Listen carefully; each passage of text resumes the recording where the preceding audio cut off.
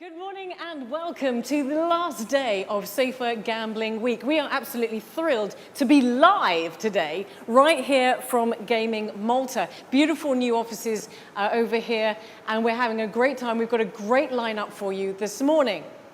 Please stay with us. We have panel discussions, presentations, interviews, and obviously talks as well, all concerning everything that matters with regards to safer gambling, responsible gaming, and Safer Gambling Week. I'm going to ask Kevin O'Neill to open and welcome you. He is from the Responsible Gaming Foundation. Thank you so much for joining us this morning, Kevin. Thank you, Trudy. It's a pleasure to be here. We're looking forward to this day. The week has been excellent. We've followed all the transmissions. Excellent work. With regards to the Responsible Gaming Foundation, which was set up quite a number of years ago, the agenda has always been to bring harm reduction and the problem gambling agenda. I mean, this is something very important. It was set up for that very specific reason. And we also are seeking to cultivate, these are my first few months there. I mean, my tenure is very short, but obviously I'm picking up on various aspects which are of necessity to the Maltese public, to the social well-being of our public, especially when it comes to gaming. And we are focusing on many areas, most of which are, for example, have to do with harm minimization, in the sense that my point is that we have so many technologies which are being used these days to enhance the gaming experience, but we kind of hold back from using those very same technologies to protect players.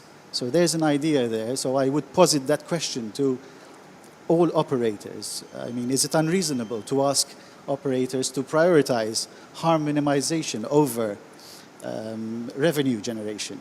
Is that impossible to achieve? So yes, these are a few thoughts that I would like to share even later on as we speak. And I would once again want to thank you for this opportunity, for the Responsible Gaming to be here present in this fantastic week. And just one point I would like to make that, and I implore operators that let's not just be mindful of safer gambling just for 1 week in a whole year, but each and every day. There are people out there who need to be protected. Yes, they are in a minority, but for sure, even a single individual needs to protect it.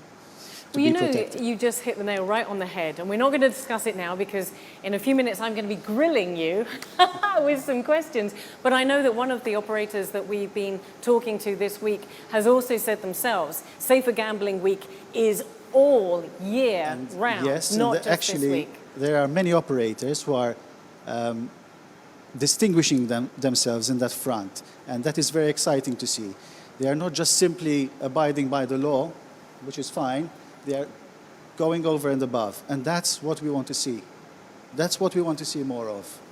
Well, we're going to talk about that. Thank you so much for opening this event and welcoming everyone joining us. And we're going to be having a chat. I used to call it a grilling, but I will be chatting to you in a few minutes. Sounds ominous. Thank you so much, Kevin. We're also thrilled this morning to be joined by Dr. Zachary Skibris, who is joining us from MGA. I'm so glad that you could be here. You are so welcome, and I'm excited because you're actually going to be talking to us about the enhancing player protection through the use of innovative technologies, and this is something that we've heard about all the week. But I'm going to hand it over to you, and in a few minutes after that, I'm going to ask you some questions as well. Is that okay? Perfect. Thanks a lot. So, by way of introduction, I'm Zachary Skibris, and I'm a lawyer with the Malta Gaming Authority. I'm grateful to have been given the opportunity and for the authority to be here actually to give our presentation with respect to the enhancement of player protection through the use of innovative technologies. In particular, I'll be referencing artificial intelligence technology and its use within the fields of responsible gaming and player protection. So without much further ado, I'll begin with the presentation, starting with the practical applications of artificial intelligence within these fields. Well, under our framework, which in terms of player protection and responsible gaming encompasses two very important pieces of legislation, the Gaming Player Protection and the Player Protection Regulations, our licensed operators are required to employ the use of analytical tools and behavior monitoring systems when detecting problem gambling, of course, in order to protect the player. The MGA's regulations are devised in a way that they are considered to be technologically neutral. Now, when I say technologically neutral, it means that the authority's framework is able to cater for the introduction of innovative technologies within the framework itself. Now, we have begun to see already at this point that certain operators, although not in its entirety, have actually begun to apply the use of artificial intelligence within their tools and their systems, which I mentioned before, and this in order to identify harmful gambling behavior. These initiatives, which are being undertaken by our operators, are rooted in social responsibility, whereby, of course, for operators, hopefully, so speaking, problem gambling and responsible gaming are on the top of their agenda, as it is for us. And also, it's that this constant development is also ensure that increasing compliance with the requirements that are placed upon them by the regulator, in this case in Malta by us. And this is particularly important when considering the fact that currently there doesn't exist a standardized procedure with respect to the identification of problem gambling. Right now, the most common procedure used by our operators with respect to the identification of problem gambling is through intervention by the operators' responsible gaming staff, their RG staff, whereby they would have a strategy and they would intervene or contact the player, whatever the case may be, according to the strategy. Now, of course, the strategy is within the framework that is governed by the MGA. However, it is up to the operator to apply such responsible gaming strategy. Now, in no way am I disregarding or saying that human intervention is not important. No, actually the opposite. Human intervention is fundamental. However, here we're saying that AI technology has the potential to improve operations and to further streamline manual processes and minimize, as much as possible, human error within these fields, whereby AI technology can be applied for data analytics. So I'm just going to run by quickly the benefits of such artificial intelligence within these fields, starting with continuous monitoring, whereby the machine learning algorithms of such artificial intelligence systems can constantly analyze data in order to identify risk patterns. Such risk patterns are then broken down into data sets, and these data sets are segmented and given risk categorizations. So be it low risk, medium risk, high risk. This, of course, is dependent on the gambling activity that is analyzed by the artificial intelligence.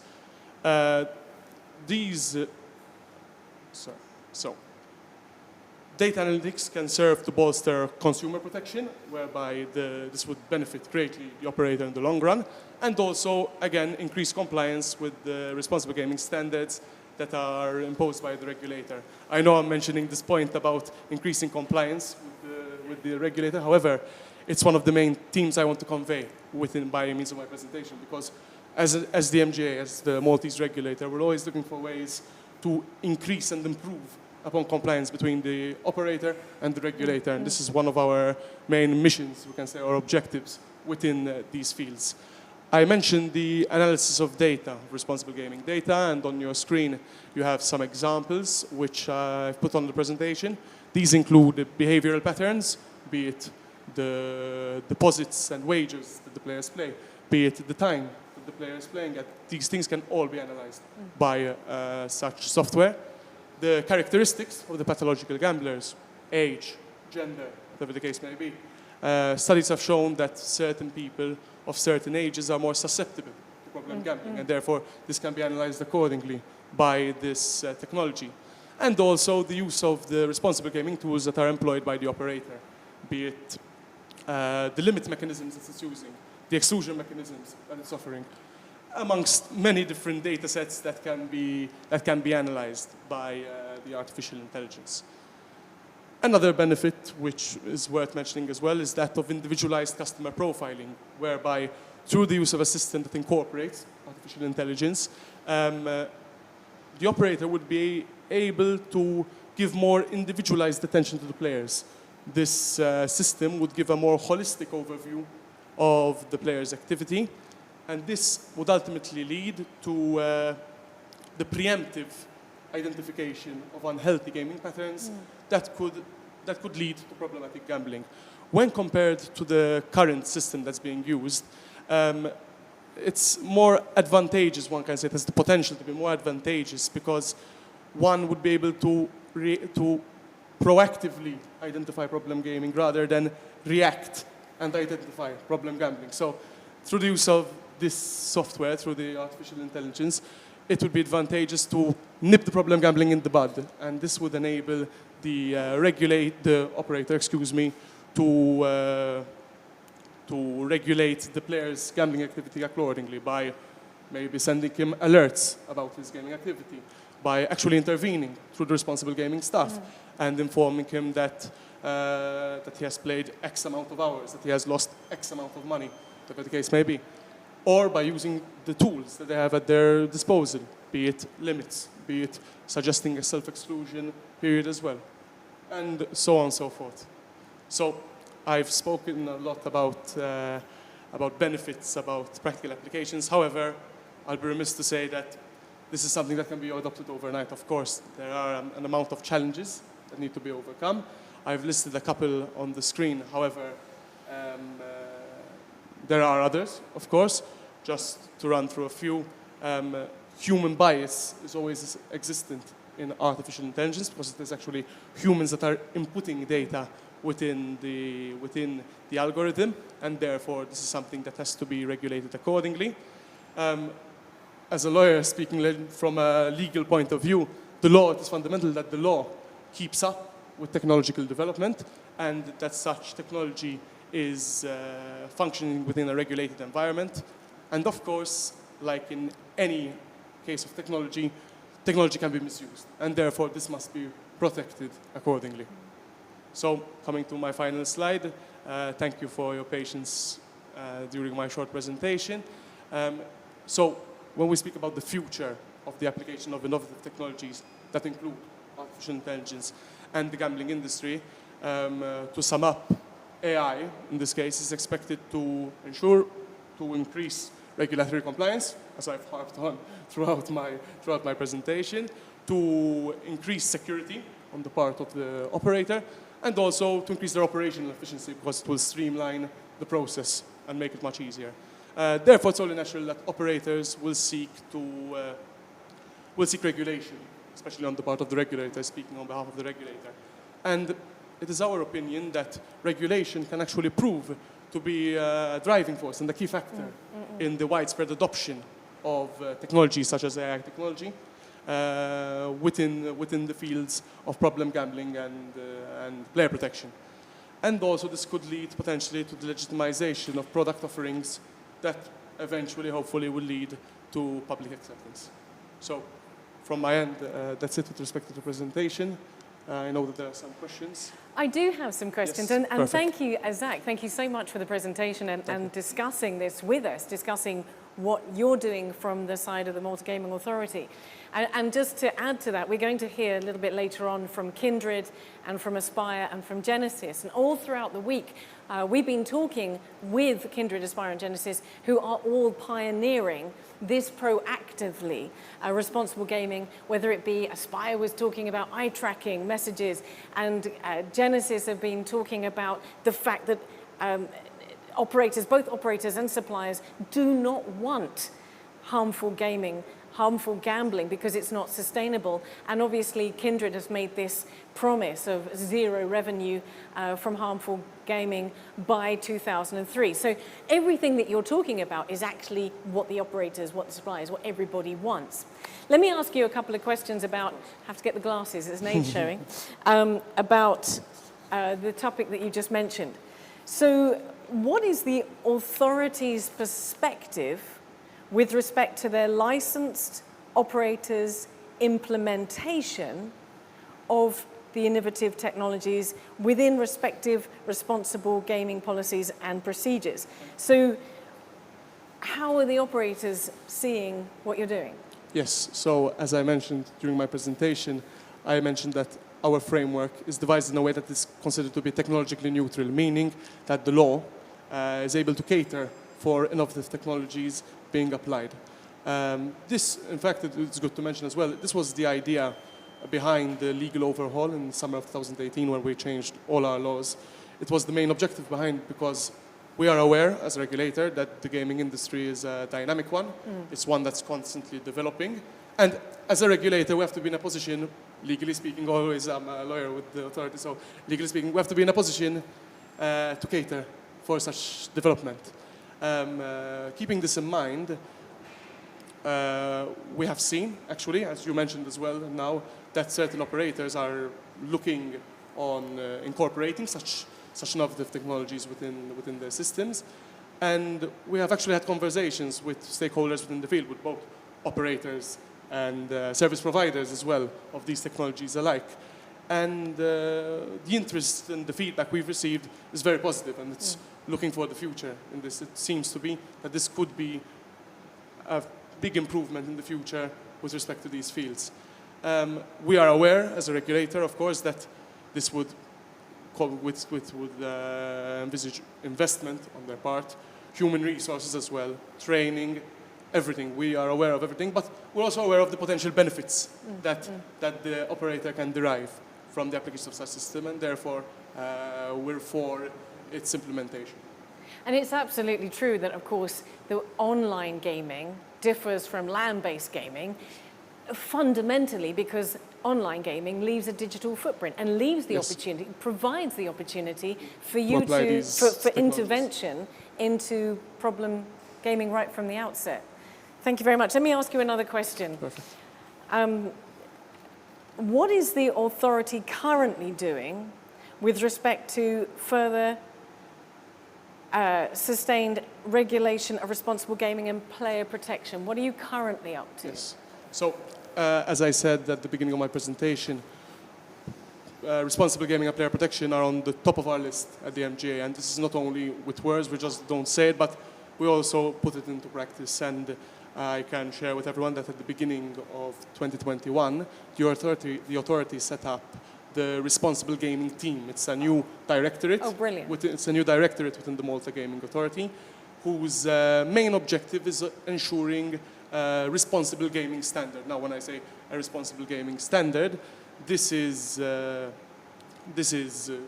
looked at by our responsible gaming tool, by our responsible gaming team, by the scrutiny of the licensed operators' policies and procedures. Now, under our law, in terms of the Player Protection Directive that I've been referencing throughout my presentation, operators are actually legally obligated to document policies and procedures with respect to player protection, responsible gambling, and therefore, and they could be asked by the authority to pass them on for review.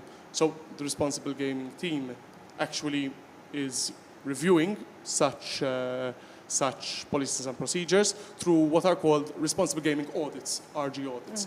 Now, it's important for me to disclose that we are still in the familiarization phase, if we can call it a familiarization phase, of these RG audits, whereby we're carrying out our first couple of audits, and we're getting a feel for what the industry is applying with respect to these fields. After this familiarization phase is completed, then we will be in a better position as the MGA, as the regulator, to give further clearer guidelines with respect to what is expected and to respect to the standard that we are going for in terms of player protection and responsible gaming. Now, this, I'm always coming back to it, but it's important to say, this is always in mind that we're looking to increase compliance, or we're looking to make sure that there's more harmonization between the regulator and the operator, and we're working on the same team with respect to these fields. So that's why we set up the RG team, and that's why we are going through these processes. Now, I can mention one last thing with respect to what we're doing, although there's nothing final yet. We're currently working on carrying out amendments to the Player Protection Directive that I've mentioned throughout my presentation. And again, we're making the laws a bit more clear with respect to what is required by the authority in these fields. However, we'll cross that bridge when we come to it, and I'll be more than happy to discuss the amendments when they're actually published. I'm going to be taking you up on that. Absolutely. No problem. Let me ask you one last question. Of course. You mentioned in your presentation that different regions, different areas apply different regulations. And this also came up this week in a discussion with Internet Vikings. Because surely with that AI, we have a huge wealth of knowledge. And ideally, it would be great to be sharing that knowledge across all regions, across all areas. I mean, for instance, earlier on it was mentioned that there are 50 states in the US and each of those have different regulations. But that sharing of knowledge and that sharing of agenda, can you see that in the future where you would be talking to other areas and territories and saying, listen, this is what we should be doing? Yes, and of course, and the MJ is always open to discussion, to conversation with other regulators, with other stakeholders. So I can definitely envisage a scenario where in the future we can sit down at the table and everyone will discuss the application of such technologies in the future. 100% agreed. That'd be fantastic. It would be perfect. Dr. Zachary Shearbus, thank you so much. Thanks so much for having me. For It your was a pleasure. presentation. Thank you so much for the information that you shared with us this morning. I'm going to be a little tiny bit cheeky and ask for you to swap with Kevin because I promised that I would be grilling Kevin from Responsible Gaming Foundation, and I'm going to get you a little bit closer to feel the heat. Oh, okay. Thank you so much. You mentioned in the opening that you've been with Responsible Gaming Foundation for 2.5 months, but you have 4.5 months. 4.5 months, but you have a big vision. So I'm going to just ask you a few questions, and I think this speaks to everybody on all levels involved in the Safer Gambling Week, whether you're a player, whether you're a supplier, whether you're an operator, or just as Zach was, whether you're involved in creating rules and regulations. So I want to just come to what you do. As you are now looking and you have a vision for Responsible Gaming Foundation, what's that vision? What is your drive? What are you there to do? Well, certainly we have the vision remains constant. We need to help problem gamblers, full stop. There's no other agenda.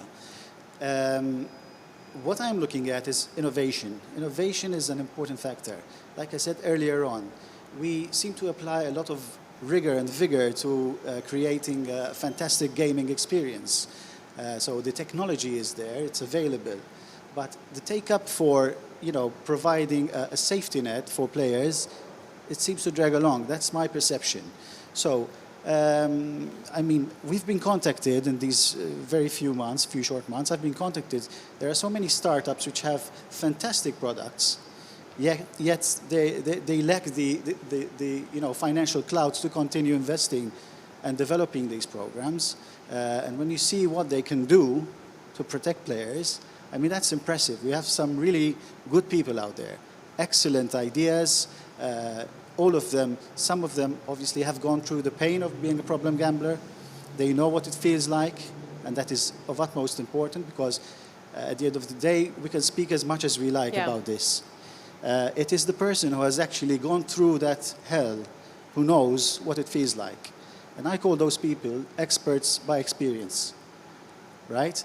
When you have discussions, and most of us have met people like this, with us, Responsible Gaming Foundation, this is something of a regular activity. We meet up with people, we listen to those stories, and some of those stories, we would never tell. These are stories that they don't come to light, in the public, and rightly so. It's understandable because of all the stigma that problem gambling carries. It's one of the phrases that I've heard over and over again this week, this hidden addiction.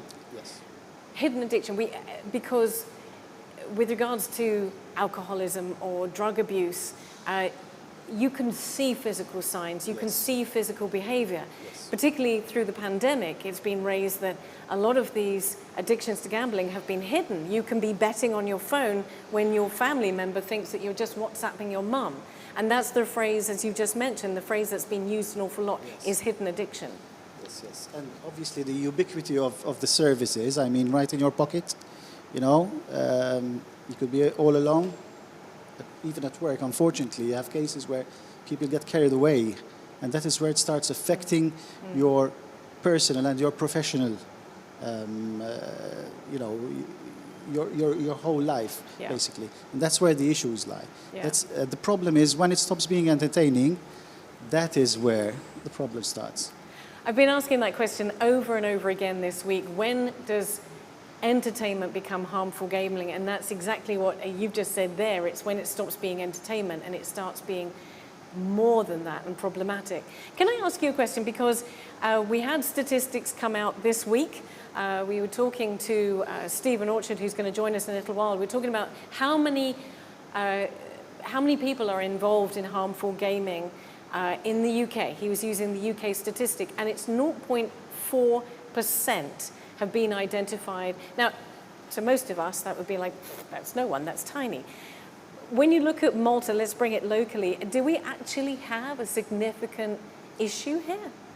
Well, I would say that obviously the Maltese statistics are within the same average all across the EU, right? Yeah. But I'm not too keen on getting stuck on numbers.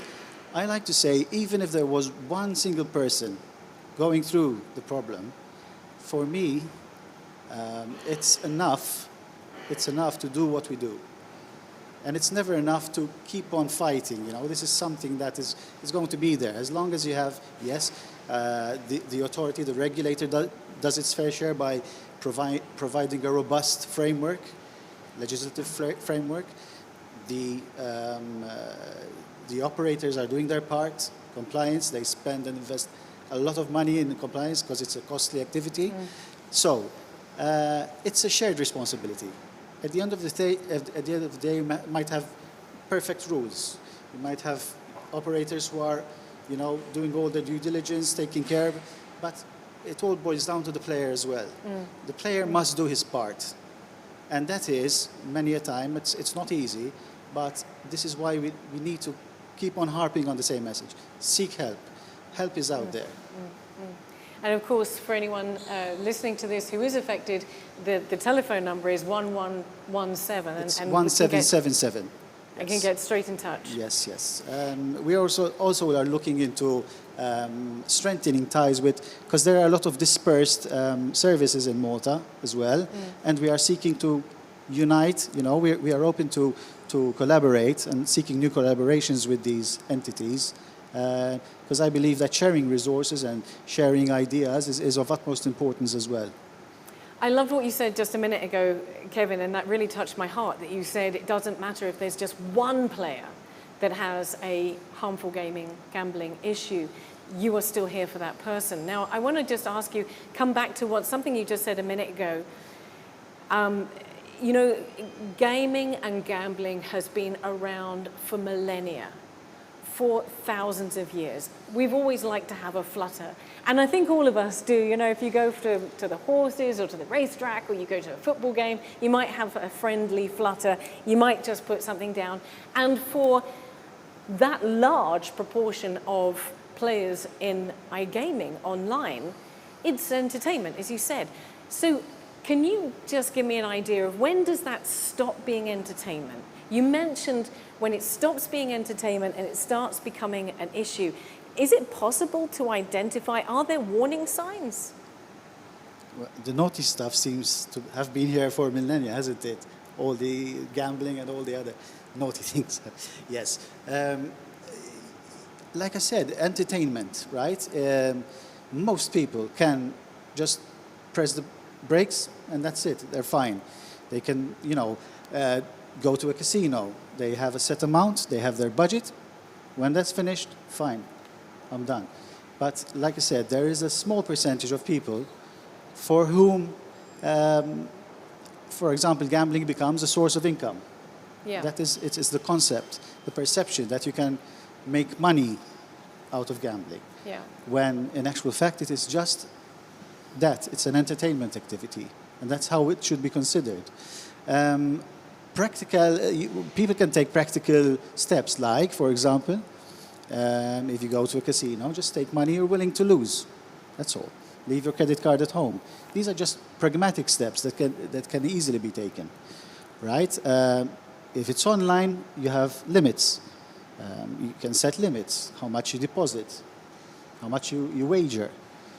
time limits as well. So there's a lot of tools there, but they're there for a reason. If they're not used, I mean, what's the point, right? So I believe very much that people should, come to their senses at some point. And when it stops being fun, just seek help, stop, and that's it. Well, let me ask you a last question, because for a lot of people, they may, and this has been part of the conversation this week as well, everybody who has an addiction or a weakness or is heading into a situation that is harmful, may not be aware, but B, through the research, for instance, that we had a presentation with Aspire, and we had a lovely gentleman come over from Bournemouth University, and one of the things he said is that if you have an issue, quite often you look for other people who you think are in a worse position to justify your behavior. So quite often it's actually brought up by a family member or a friend who might say, listen, dude, are you okay? If somebody, a family member or somebody who is experiencing harmful gaming themselves recognizes this, what can they do? I assume they can come and talk to you. I'm assuming that you can give them some direction as a Responsible Gaming Foundation. Certainly. Like we said earlier, we have a dedicated phone line, right? It's 1777. We typically offer guidance, right? We have opened our doors, so we often get people just, by appointment coming there. We have a liaison officer specifically to deal with these kind of individuals. Like I said, he's an expert by experience. So I find that gamblers will typically speak and be open with people who have gone through the issue. That is definitely something that I noticed. It's not that they won't hear someone who has not been affected by gambling, but they connect more because they speak the same language. They know what it feels like. So we do offer that service as well. We are looking into expanding this service and, like I said, joining forces with other like-minded entities, and we hope to offer a better service in the months and years to come. I'm excited. You've talked about this lived experience as well. Lived experience through the discussions we've had with Bet No More all week has been something that has been valuable to those who are affected by harmful gambling. Gentlemen, I want to thank you ever so much indeed. I look forward to having further discussions. I'll be chasing you up, Zach, about that. About those amendments and those additions that we talked about. But I am going to be very cheeky and ask you gentlemen to move aside, because I have some amazing people from the industry who are going to come and we're going to have a panel discussion. Kevin and to Zach, thank you very much indeed. Trudy. Thank you. And anyone who's listening who is affected, of course, you've just heard the number there is 117. We will be putting all of those details onto the iGen website. If anybody is affected by harmful gaming, we will have those details ready for you. And of course, this will be repeated as well. You can hear Kevin talk to you once again. I'm excited. I'm thrilled to be welcoming 3 panelists to our discussion. I'm going to be joined by Stephen Orchard, who's joining us from Genesis. We heard from Stephen a little bit earlier this week. I'm also joined by Lisbeth Oost, who is here from Aspire. We've heard from you earlier this week as well. And Kareem is joining us over in the corner there from Kindred. And Kindred, we've had an awful lot from Kindred this week as well, because you have that incredible promise. Thank you so much for being with us this morning and taking part in this panel discussion. I hope you're well. Thank you for having me again, firstly. And yeah, very well, actually. Happy to be here with these guys. Aren't these offices lovely? Beautiful. I have to say thank you ever so much to Gaming Malta for letting us host this panel discussion and everything that we've got this morning. So guys, I'm going to ask you some points and I'm going to work my way along the line, but do feel free at any point to jump in. So we've heard, again, I will just point out that one of the reasons that I'm talking to you 3 this morning, Kareem, obviously Kindred has come out with this amazing promise that there will be no harmful gaming revenue by 2023. And we even had a discussion about this. I was talking to Internet Vikings about this, and whether or not that is 100% achievable. It is a fantastic vision. Now, obviously, Elizabeth, we spoke we had Dr. Rees on earlier on in the week with this incredible research. The one thing that sticks in my mind is this eye tracking and with the messages for safer gambling. And Stephen, we had a great interview as well. And one of the points that you pulled out that really stuck in my mind is that no good iGaming company wants revenue from harmful gaming because it's not sustainable. So let me start with you, Lisbeth, because ladies first. What do you see as the most significant steps taken in relation to responsible gaming, safer gambling in the past 12 months, both for your own company and for the industry? Also taking in the sustainability perspective, there has been a shift towards sustainability and responsible thinking in business, that sustainability and responsible thinking makes business sense. And it kind of boils down to how can we retain the customer? How can we take care of the well-being of our customer? So if we can interact at an early stage and keep that customer with us, instead of that they might self-exclude or opt out entirely, it's going to be a better relationship for the customer and for the company. So I think this mindset and incorporation in the business of a more sustainable approach, and that I've really seen like growing, which is really good, and it comes with all the different measurements and incentives and projects within the company. So we have definitely been working and implementing this more.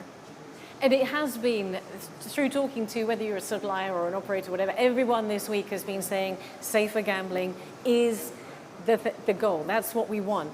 Kareem, from you, what's happened over the last 12 months that you can identify as being the biggest innovation for Kindred? I mean, it sounds like an obvious question, but... In the last 12 months, we released upgraded model for monitoring and detection of responsible gambling. There was this whole announcement. We made a lot of steps forward in the right direction. We still have a lot forward, a lot of challenges to come, but the last 12 months have been quite amazing, yeah, definitely. I mean, it's such a bold statement, and I think we just keep hearing this, and we've been hearing it from the wonderful Maris Catania this week as well. She's been all over the place, like all of you, talking about this vision and this goal. And for you, Stephen, what's been the most significant change or innovation that you've seen, not just for Genesis, but also for the industry? Well, I spoke a little bit about it on Monday when we talk about sustainability in the business. There's been some great talks this week about AI and how we can track stuff digitally as well. And when we talk about the human approach, that relationship building with players, understanding, asking the right questions. When players are coming on and saying certain things to us, are we questioning it in the right way? Matt Smith spoke yesterday about gambling is often hiding something else, a bigger problem, and it's up to our teams who are there on the front line talking to players to understand that, recognize it, and pick up on those telltale signs and realize that actually there may be more to that picture than what we see digitally. Verbal sometimes is our best approach, and I really do think companies training their staff in the right way to do that properly and build that confidence of players is imperative. That's changed massively. Not just Genesis, but I think across, I would say across all the industry, including the companies that these guys work for. And we have seen a lot of talk about research this week, which I thought was really interesting, because the more research we can share with each other, the more we can learn and we can implement it in the way we operate. Well, this is really exciting because we spoke on Tuesday about research. We talked about this massive amount of research that's happening at Bournemouth. And I love the fact that Dr. Rees was standing there saying anybody can, and of course you are all involved in this, anybody who's involved in this, please, and in the iGaming industry, please contribute to this research. Research is key and very open. There seems to be an open discussion across the industry in pursuit of this safer gambling. I mean, is that something that you can see in the future, that these open discussions will continue? I personally think it has to. I asked a couple of questions this week to some people about cooperations between, not just open discussions, but cooperation between certain businesses within the industry, sharing best practices, having those discussions. Okay, we are all separate companies and we all have the drive to be the best company over each other, but really our main priorities as a group, as an industry, has to be share those best practices, let's talk, let's get together on a regular basis and have those conversations, because that's the only way forward, personally, I think. Yeah, our industry is still young and there's a lot to learn and there's still a lot of space for improvement. So working together on this and not being a competitor, you see that really works for us. And I think overall the industry collectively is suffering a bit from a trust problem. And focusing on sustainability topics and be transparent and report on this can really help the industry going forward and possibly tackle that. Well, you just said, Lisbeth, something there, and Karim, I'm going to come to you with a question, because you just said this industry is so young. And it is. It's a really young industry. We were talking to Internet Vikings earlier in this week and talking about the fact that the industry is so young and there's a lot of learning, and I suppose that's where sharing information comes in. But of course, just for a second, I just want to ask you, it's a young industry that was massively affected, of course, by the pandemic that we've been living through over the last 18 months. And Karim, from your point of view over where you are at Kindred, are you seeing that impact of the pandemic? Has it really made that much difference? Oh yes, definitely. So the thing is that based on the data, we don't really know what's going on in the person's life. So everything is based on assumption, right? We could see an increase in terms of casino gaming and stuff like that, but our assumption was that the fact that the land-based casino were closing had a lot more players, and maybe with different habits and different behaviors coming into play. We were seeing also an increase in terms of like people will play more often. The main assumption was that now they can't go to cinema or to a dinner in a restaurant or something like that. So why not play? You know, like it's an entertainment and stuff like that. Now, in terms of problematic gambling, we saw definitely a spike at the very beginning. I mean, it wasn't only in the industry. I mean, the Western world collapsed back in March, April 2020. It was difficult times. But we could see, basically, that things went back kind of not to normal, because even now it's still not normal completely. But it went back better. So it had a big impact. Nothing that we couldn't control. Yeah. That was key. Like we had to, keep up the game. You know what I mean? Like it wasn't easy, but yeah, it was challenging. But it's always that's how it is. It's the industry. It's fast-paced. You change all the time. You need to adapt to what's going on, even a pandemic. Well, let me come back to what you're saying there and put it in the context of a discussion that we had on Monday. As you said, we started off this amazing Safer Gambling Week with an interview with Stephen, and Stephen kicked off with a statement that was reiterated by yourselves and other interviews that we had, when you said it's not in a business's best interest to generate revenue from harmful gaming.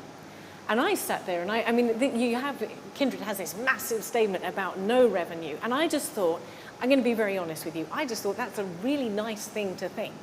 But Stephen put that into context and said, hang on a second, it's not in our business interest because of the context of harmful players have no longevity and it's not in the interest of the players. And obviously we're looking, is that something, can I just ask each of you, is that something, would you say, that you've all said this, that harmful gaming revenue is not in your business interest? It's not morally because of that you care about your players, but also it's not in there. Is that something that is throughout the industry? Is that well understood throughout the industry? I think the regulated companies, the companies that choose to be in regulated markets, that want to be compliant and sustainable, it's very well understood. So talking about that companies that also gather here, focusing on that sustainable journey, it's it must be a priority because regulation is continuously changing, and it's one to have compliance at the heart of your company, but to be sustainable, I see that as like doing an extra step. It's like incorporating it in your DNA, and that makes you more future-proof. If you want to go into new markets, you'll be better equipped to deal with kind of changing demands when regulation is introduced to reduce social harm. So I really see this as a business advantage. You see also a lot of M&A in the markets, companies focusing on the US, Brazil, different markets. So we need to be able to adapt, and being a sustainable company, having that in your DNA, makes you better to do that. Yeah, you mentioned so many new markets. There's a lot of new markets out there. Even we as a company are going into new markets, etc.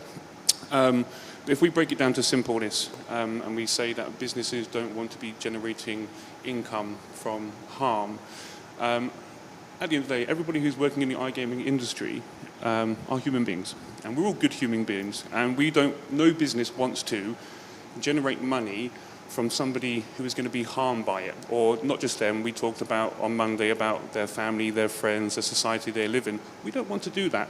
Now, regulators all have different licensing and different things that they push us to do.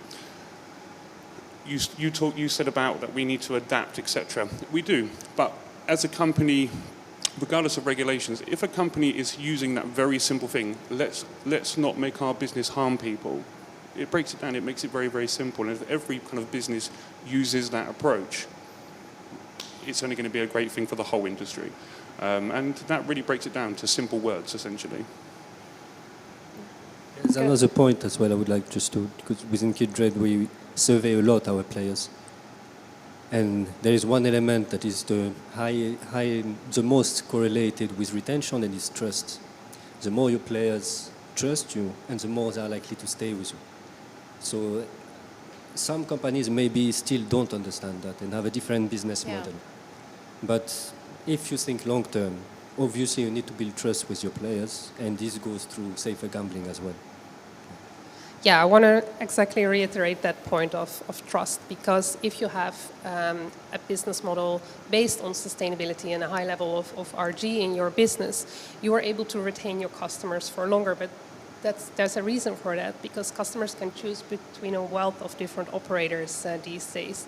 And they do also look at how is the service, how is the trust, and are they going to take care of me? And this is an increasingly almost like a competitive advantage for a company, because you might be able to attract better and more customers looking for that level. I want to turn this on its head and move this from the other side, and it's time for me to confess.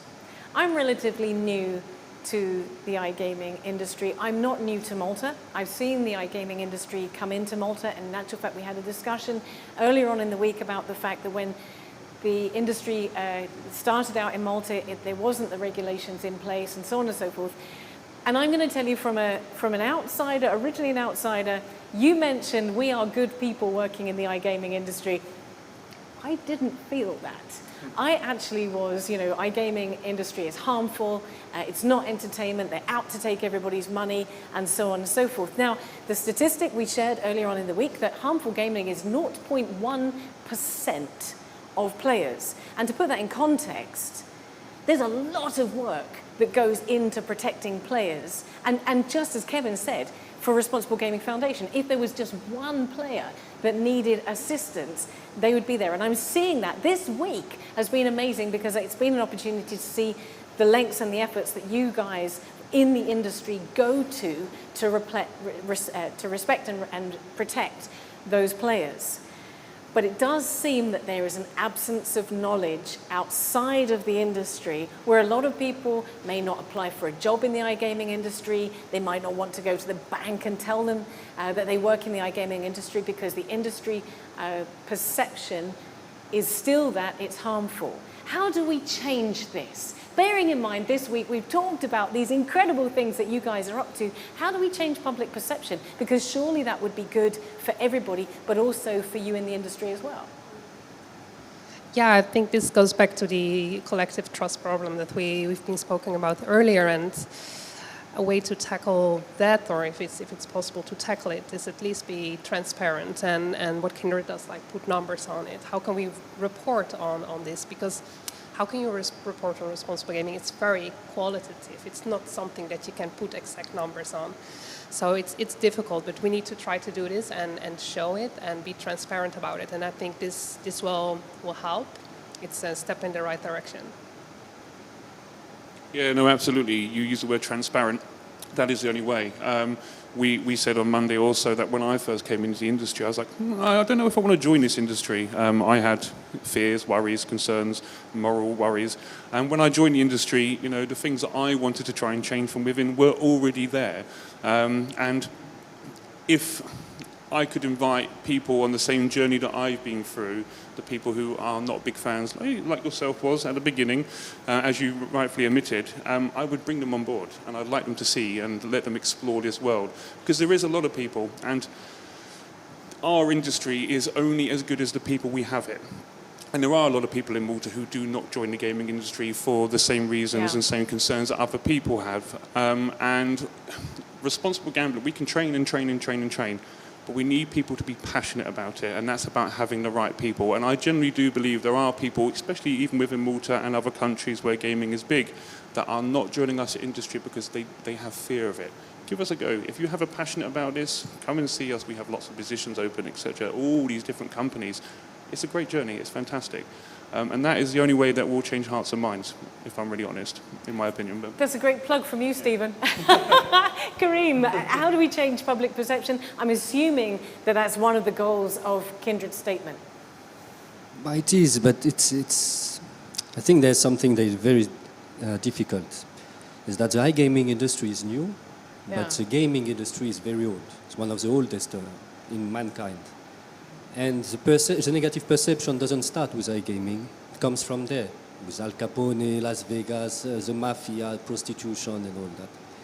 So you have to fight against all of that, thousands of years of background across the world, even in Japan, whatever, you know, like it was associated with the mafia, the yakuza, whatever.